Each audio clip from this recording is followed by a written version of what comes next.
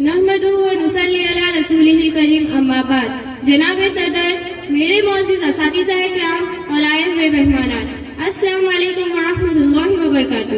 آج کے اس جلسے میں میری تقریر کا عنوان ہے تعلیم کی اہمیت۔ جس زمانے میں ہم نے آنکھیں کھولی ہے، یہ زمانہ نہایت ترقی کا زمانہ ہے، سائنس اور ٹیکنالوجی کا زمانہ ہے۔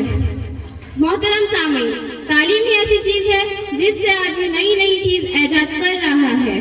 ہم بزرگوں کے کہنے پر تعلیم کو نور مانتے ہیں، کیونکہ ہمارے بڑوں نے کہا ہے العلم نور، علم نور ہے، علم روشنی کا نام ہے، علم برداشت کا نام ہے، علم اجالے کا نام ہے۔ تعلیم کی ضرورت ہر زمانے میں رہی ہے، مگر آج کا زمانہ ایسا ہے کہ اس میں تعلیم کی اہمیت اور زیادہ بڑھ گئی ہے۔ آج کا دور سائنس اور ٹیکنالوجی کا دور ہے۔ ہر جگہ انٹرنیٹ اور مصنوعی ذہانت کا بول بالا ہے۔ اگر آج کوئی ان پڑھ ہے تو اس کا جینا اور مرنا ایک جیسا ہے۔ آج ہر چھوٹے سے چھوٹے کام کے لیے علم کی ضرورت ہے۔ کسی نے یہ بات 100% صحیح کہی تھی، جس زمین پر بارش نہیں ہوتی وہاں کی فصلیں برباد ہو جاتی ہے، اور جس قوم میں تعلیم نہیں ہوتی وہاں کی نسلیں برباد ہو جاتی ہے۔ جس قوم میں تعلیم نہیں ہوتی وہاں کے افراد شراب نوشی، جوا بازی اور نشہ خوری کے اڈوں اور چوراہوں پر پڑے رہتے ہیں اور اپنی زندگی برباد کر دیتے ہیں، اور اپنے بچے اور بیوی کا مستقبل تباہی اور بربادی کے دہانے ڈھکیل دیتے ہیں۔ یہ نتیجہ ہے تعلیم حاصل نہ کرنے کا۔ اگر انسان تعلیم یافتہ ہو تو وہ سمجھے گا کہ شراب پینے کے کیا کیا نقصانات ہیں۔ اس لیے تعلیم ہر کسی کے لیے ضروری ہے، چاہے وہ مرد ہو یا عورت، امیر ہو یا غریب، دولت مند ہو یا محتاج۔ تعلیم ہی سے ایک اچھا معاشرہ بنتا ہے۔ تعلیم انسان اور حیوان میں فرق کرتی ہے۔ تعلیم انسان کا وہ زیور ہے جو اس کا کردار سنوارتی ہے۔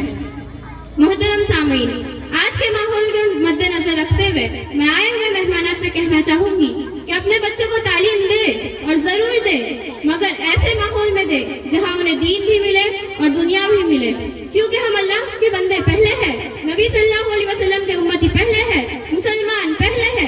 کہیں ایسا نہ ہو جائے کہ دنیاوی تعلیم کے چکر میں ہم اپنی آخرت سے ہاتھ دھو بیٹھے اور اپنے والدین کی عظمت اور وقار عصری تعلیم دینے کی وجہ سے ہماری نگاہوں میں چھوٹی ہو جائے۔ کیونکہ آج کل دیکھا جاتا ہے جو ماں باپ خون پسینے سے کمائی ہوئی دولت اپنے بچوں کی تعلیم میں جھونک دیتے ہیں، اور جب وہ بچے پڑھ لکھ کر بڑے ہو جاتے ہیں اور ان کے والدین بوڑھے ہو جاتے ہیں تو ان کا بڑھاپا ان بچوں پر بوجھ بن جاتا ہے۔ کیونکہ ان والدین نے اپنے بچوں کو دنیا اور دنیا کی تعلیم تو دی، مگر جو تعلیمات ہمارے نبی صلی اللہ علیہ وسلم نے دی تھی ان سے دور رکھا۔ ہمارے نبی صلی اللہ علیہ وسلم نے فرمایا، باپ جنت کا دروازہ ہے اور ماں کے قدموں کے نیچے جنت ہے۔ اگر یہ تعلیم بھی دی ہوتی تو آپ کا بچہ ڈاکٹر ہی کیوں نہ بن جائے، وہ مریض کا علاج بھی بھلائی سے کرے گا اور آپ کی خدمت بھی کرے گا۔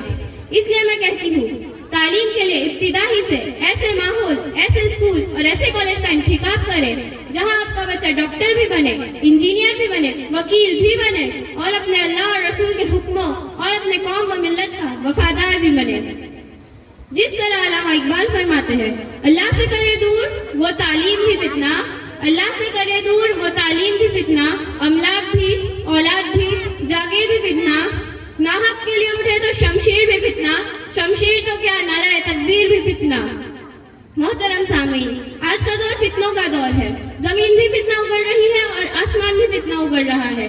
ہمارے نبی صلی اللہ علیہ وسلم نے فرمایا تھا، ایک زمانہ ایسا آئے گا کہ انسان صبح ایمان کی حالت میں کرے گا اور شام کفر کی حالت میں، اور شام ایمان کی حالت میں کرے گا اور صبح کفر کی حالت میں۔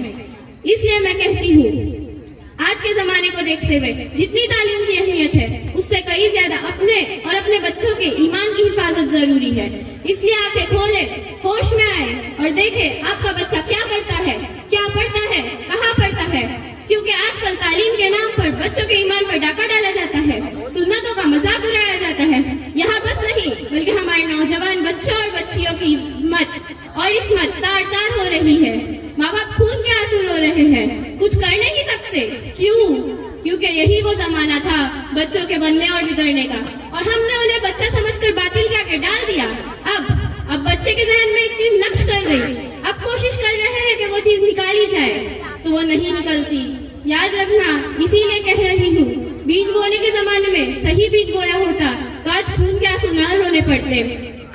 بس اب میں زیادہ کچھ نہیں بولتے ہوئے اس اشعار کے ساتھ اپنی تقریر ختم کرتی ہوں. حق پر ہو تو جینے کا سامان بہت ہے, حق پر ہو تو جینے کا سامان بہت ہے, جو دین سے دور ہے وہ پریشان بہت ہے.